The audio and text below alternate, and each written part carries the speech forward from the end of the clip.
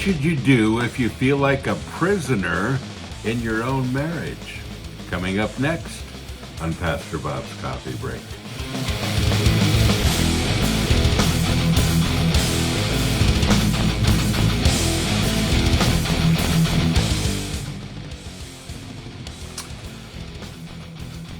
Embrace the grace. Such a great picture. Such a great mug. Full of such great coffee.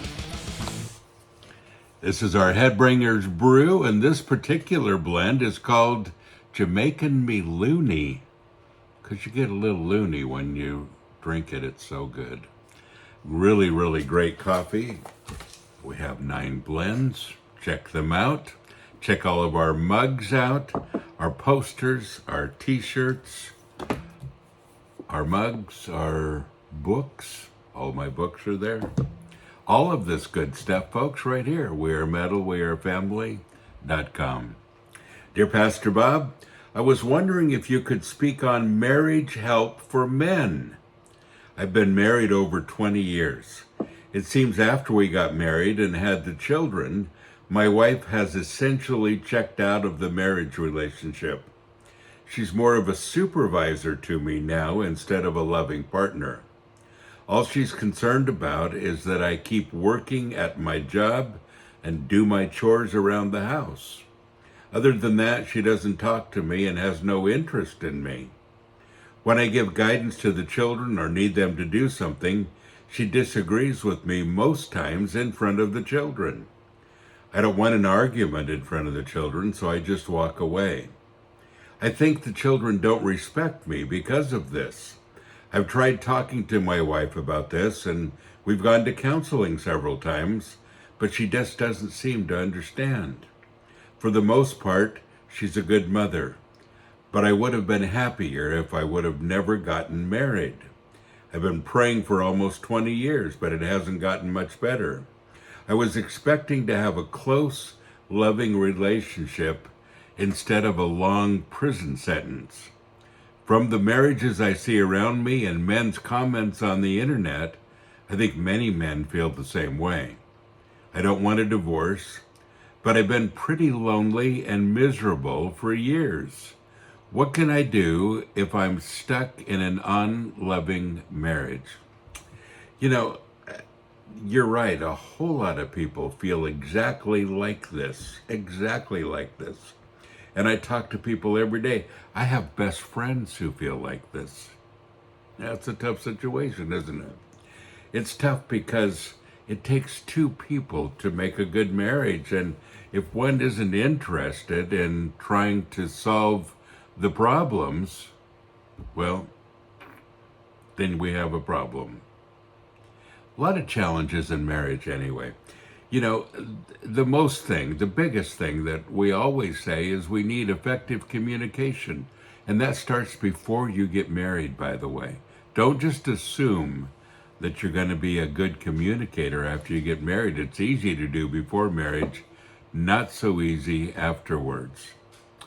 And so those things that have to do with communication are honesty. Make sure that you have that in your relationship, especially before you get married. Mutual respect, understanding, because you're marrying somebody that even though you say, well, we have a lot in common, you will find you don't have a lot in common in a lot of areas.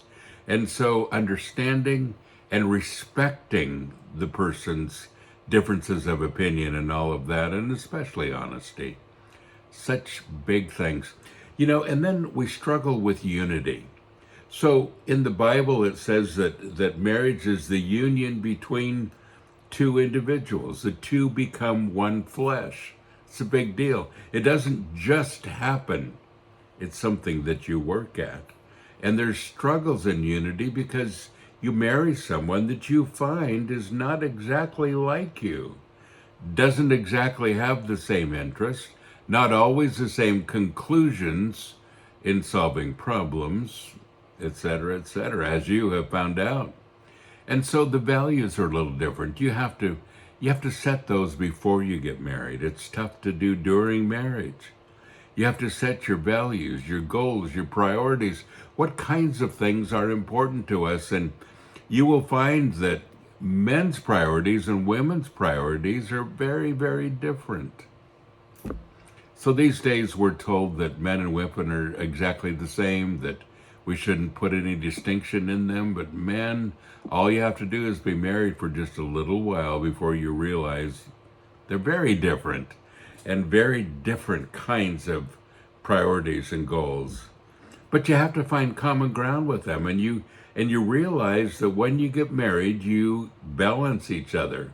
You bring your strong points, they bring their strong points, and it somehow balances all of those things that you both need. Now, balancing is not easy. It's emotional. It is. To say, okay, I'm not balanced in this area. I could be wrong in this area. That's a big deal. It's hard for us to say. But when you get married, folks, you have in mind endurance and unconditional love and forgiveness. You practice forgiveness. You do it over and over and over again, and you do it in love. And you begin to exercise some of those qualities that are never easy for us. Patience, humility, willingness. Sometimes people say, I'm not willing to listen to you. I'm not willing to make this work. It sounds like you might be in that kind of a situation. And when you say I'm not willing, you say I'm not forgiving. Humility, not forgiving. Patience, not forgiving. And then, folks, again, there's a difference between men and women. We've had women's liberation. I think we're starting to see men's liberation now. And are they both important? Well, probably to a degree, yes. But understanding is the most important thing. And is there one that should be dominant in marriage over the other? No. There is a chain of command, but dominance is a whole other thing.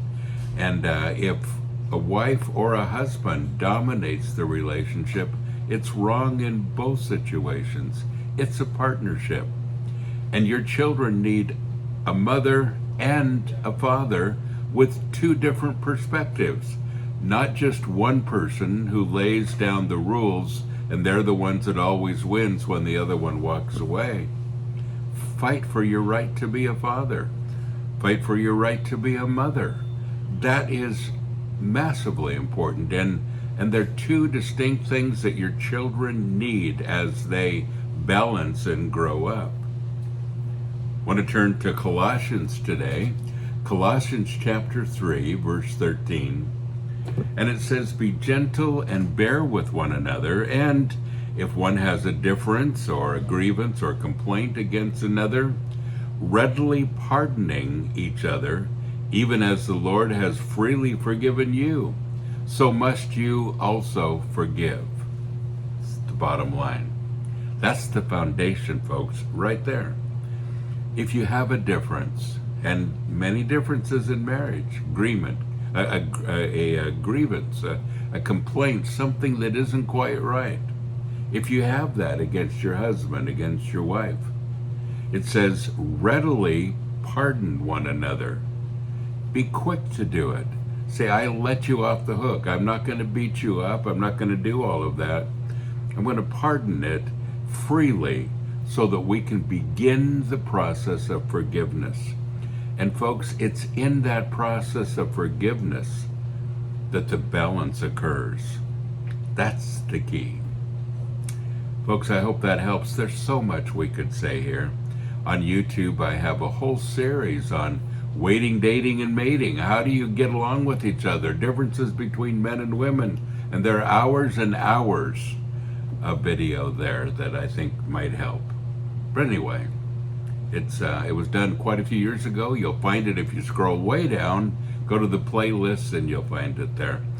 Folks, don't forget, you are blessed. So go and be a blessing. Hello, Metal family.